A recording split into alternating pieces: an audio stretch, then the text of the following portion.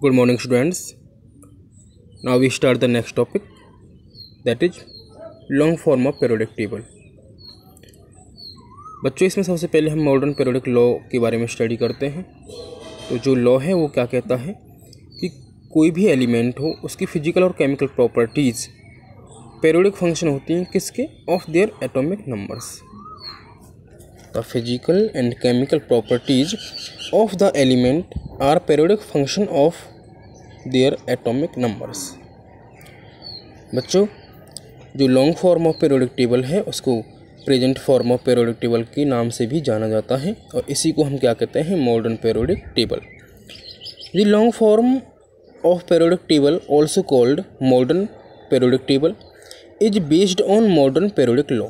तो जो बच्चों, जो हमारी ये टेबल है, जो मॉडर्न पीरियोडिक टेबल है, long form of periodic table है, वो किस पे बेस है, एक लॉ पे बेस है और उसी को हम क्या कहते हैं, मॉडर्न पीरियोडिक लॉ। जो हम जिसके बारे में अभी हमने स्टडी की थी कि भाई मॉडर्न पीरियोडिक लॉ क्या है, कि physical and chemical properties of an element are periodic function of their atomic numbers.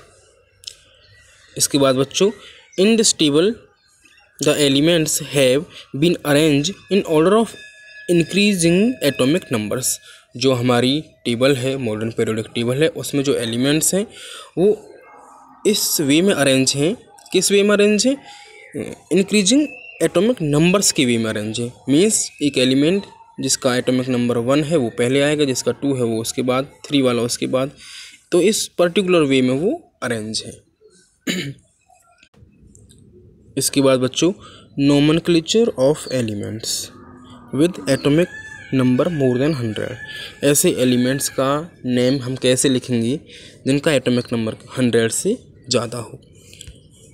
तो बच्चों, ऐसे एलिमेंट जिनका जो एटॉमिक नंबर है वो 100 से ज़्यादा है, उनके अपने नेम भी होते हैं, लेकिन कुछ डिफ़िकल्टीज आती हैं उनके नेम में, इसलिए हम उनका एक पर्टिकुलर वे में या फिर जनरल वे बोल सकते हो, जनरल वे में उनका हम नेम लिख सकते हैं।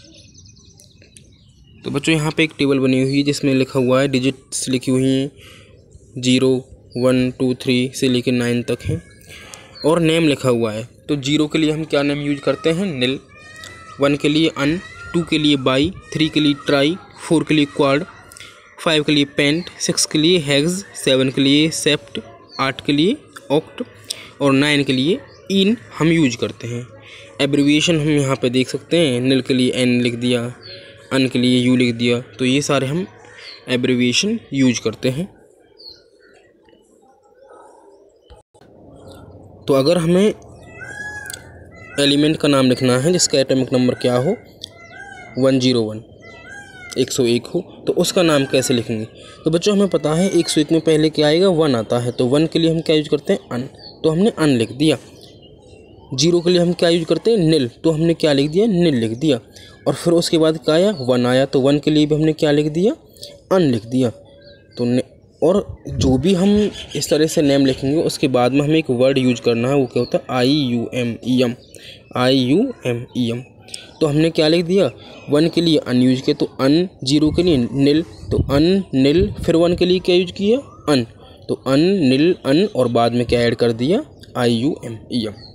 तो ये 101 एटॉमिक नंबर वाले एलिमेंट का नेम होगा। इस तरह से बच्चों देखना, 102 का देखना, 102, तो 1 के लिए हम क्या यूज करेंगे, 1 के लिए अन, तो अन यूज कर लिया। 0 के लिए क्या यूज करेंगे, नील, तो नील हमने लिख दिया। 2 के लिए क्या लिखेंगे हम, 2 के लिए लिखेंगे बाई, तो बाई लिख दिया।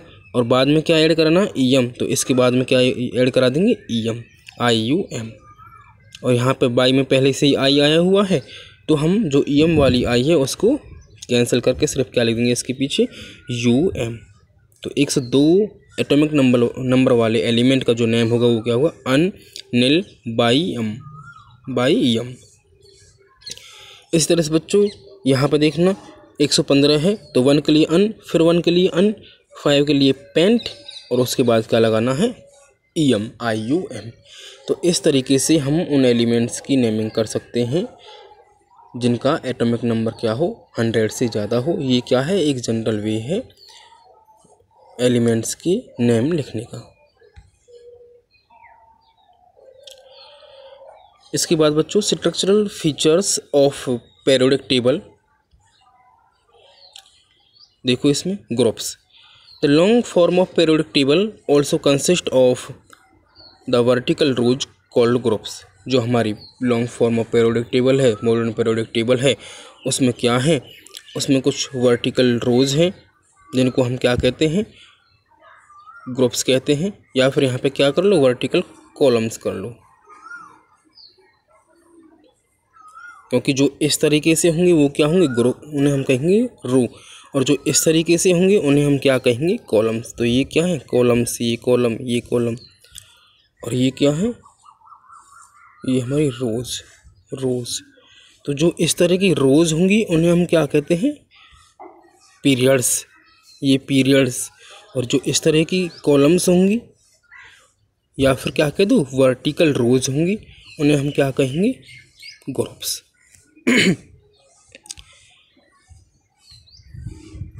There are in all 18 groups in periodic table. जो हमारे पीरियोडिक टेबल है उसमें क्या है, 18 ग्रुप्स हैं। अनलाइक मैनलीफ periodic table, each group is an independent group. और जो प्रत्येक ग्रुप है वो क्या है, इंडिपेंडेंट ग्रुप है। मीन्स एक ग्रुप, मान लो फर्स्ट ग्रुप है तो वो पर्टिकुलर एक फर्स्ट ग्रुप है, पहला ही ग्रुप रहेगा, उसमें मतलब वो किसी पे डिपेंड नहीं रहेगा, जैसा कि मैनलीफ की टेबल में था।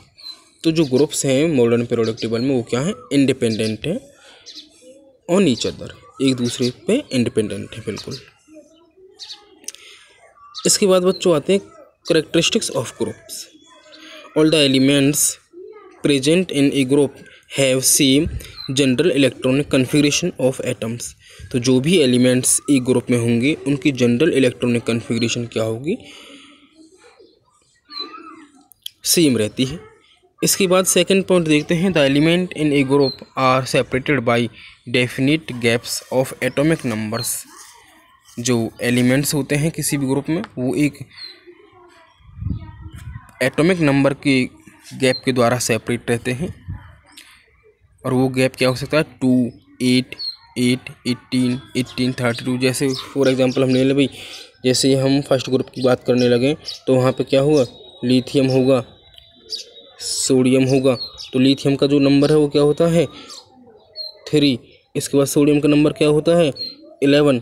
तो लिथियम के और सोडियम के बीच में एक पर्टिकुलर गैप है एटॉमिक नंबर का, और वो कितना है, 11 में से 3 को माइनस करो तो वो क्या आएगा, 8। इस तरीके से मान लो हम हाइड्रोजन की बात करने लगे तो वो क्या, हाँ, फर्स्ट ग्रुप के एलिमेंट्स के ऊपर आती है, इसका नंबर क्या है, 1। 1 के बाद क्या आया, फिर हाइड्रोजन के बाद लिथियम, तो लिथियम का नंबर क्या है, 3, और यहाँ हाइड्रोजन का नंबर क्या है, 1। तो जो पर्टिकुलर गैप है एटॉमिक नंबर का वो क्या है इन दोनों के बीच में, 3 - 1 = 2। तो बच्चों जो एलिमेंट्स हैं किसी भी ग्रुप में उनके बीच में एक पर्टिकुलर गैप होता है एटॉमिक नंबर्स का, और वो क्या हो सकता है, 2 हो सकता है, 8, 18, 32, इस तरीके से वो होता है।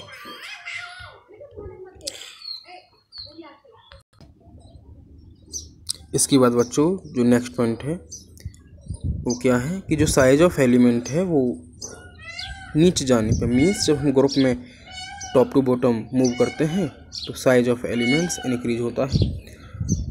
Next is the physical properties of elements such as melting point, boiling point, density, solubility etc. Follow a systematic pattern. और सभी जो प्रॉपर्टीज है, जो फिजिकल प्रॉपर्टीज हैं, उनका एक सिस्टमेटिक पैटर्न होता है एक ग्रुप में। The element in each group have generally similar chemical properties. और एक जो ग्रुप है उसके जो एलिमेंट्स हैं उनकी केमिकल प्रॉपर्टीज भी अप्रॉक्सीमेटली सिमिलर सी ही होती है। तो ये था बच्चों ग्रुप्स के बारे में। नेक्स्ट जो टेबल है उसमें हमारी जो मॉडर्न पीरियोडिक टेबल है उसमें 7 पीरियड्स हैं, तो उनके बारे में थोड़ी स्टडी करते हैं। The horizontal rows in periodic table are known as periods. तो जो हॉरिजेंटल रोज होती हैं बच्चों, मैंने पहले बताया था, जो इस तरह की रोज रहेंगी उन्हें हम क्या कहेंगे, पीरियड्स कहेंगे। There are in all 7 periods. और हमारी जो टेबल है उसमें 7 पीरियड्स हैं। इसके बाद देखते हैं characteristics of periods. First one is in all the elements present in a period the electrons are filled in same valence shell. जो एक पीरियड में एलिमेंट्स होंगे उनमें क्या होगा, the electrons are filled in same valence shell. जो electrons fill होंगे वो क्या होंगे, एक सेम वैलेंस सेल में ही फिलअप होंगे। देखो यहाँ पे एग्जांपल देखते हैं हम। मान लो हम इस पीरियड की बात करते हैं, जैसे ये ले लिया जी हमने, कार्बन, नाइट्रोजन, ऑक्सीजन, फ्लोरीन, इसके बाद क्या आएगा, नियोन आएगा। कार्बन का नंबर क्या है 6, इसका 7, इसका 8, इसका 9। तो ये क्या है, एक पीरियड है। अच्छा जी, अब अगर मुझे इसकी क्या करनी हो, इलेक्ट्रॉन कन्फिगरेशन करनी हो तो कैसे करना, 1s2, 2s2 और 2p2, 2p2। तो ये किसकी हुई, कार्बन की। अगर मुझे यहीं पे फिर नाइट्रोजन की करनी होती तो इसमें 7 इलेक्ट्रॉन्स हैं, तो 7 इलेक्ट्रॉन्स तो 1 इलेक्ट्रॉन पी में और फिलअप हो जाएगा आगे। तो इसमें क्या आ जाएगा फिर लास्ट में 2p3। ऑक्सीजन वाले में क्या होगा, 2p4 हो जाएगा। फ्लोरीन वाले में क्या होगा, 2p5 हो जाएगा। इसके बाद नियोन आएगा, उसका नंबर क्या होता है 10 होता है, तो उसमें क्या हो जाएगा 2p6 हो जाएगा। तो इस तरह से बच्चों अगर हम किसी एक पर्टिकुलर उसकी बात करें तो एक जो पीरियड होगा उसमें इलेक्ट्रॉन सेम वैलेंस सेल में फिलअप होंगे। हमने यहाँ पे देखा कि जो सारे इलेक्ट्रॉन्स थे वो p ऑर्बिटल में फिलअप थे। तो कार्बन के लिए p में 2 थे, नाइट्रोजन के लिए p में 3 आए, ऑक्सीजन के लिए 4 हो गए, फ्लोरीन के लिए 5 हो गए, नियोन के लिए 6 हो जाते। और इनसे पहले क्या आता, फिर एक वो आता बोरोन के लिए क्या होता है, p में 1 इलेक्ट्रॉन होता है, क्योंकि उसका नंबर क्या होता है, बोरोन का होता है 5। और फिर उसकी कन्फिगरेशन क्या करती है, 1s2, 2s2 और 2p1। तो बोरोन के लिए क्या होते हैं 5। तो p में क्या है, 1 इलेक्ट्रॉन। इसके बाद जब कार्बन आया तो p में होगी 2 इलेक्ट्रॉन। तो बच्चों जो एक हमारे पास पीरियड होगा उसमें जो इलेक्ट्रॉन्स फिलअप होंगे एलिमेंट्स की, वो एक ही वैलेंस सेल में, एक पर्टिकुलर वैलेंस सेल में फिलअप होंगे सारे एलिमेंट्स के लिए। इसके बाद सेकेंड पॉइंट है, the atomic size generally decrease from left to right. Left to right अगर हम जाते हैं तो जो एटॉमिक साइज है वो हमारा डिक्रीज होता है। बच्चों जब हम किसी पीरियड में मूव करते हैं लेफ़्ट टू राइट तो एटॉमिक साइज क्या होता है, डिक्रीज होता है। लेकिन जब हम किसी ग्रुप में मूव करते हैं टॉप टू बॉटम तो हमारा जो एटॉमिक साइज है, जो एलिमेंट्स का एटॉमिक साइज है वो क्या होता है, इंक्रीज होता है। तो ये पीरियड्स के बारे में थोड़ी स्टडी थी।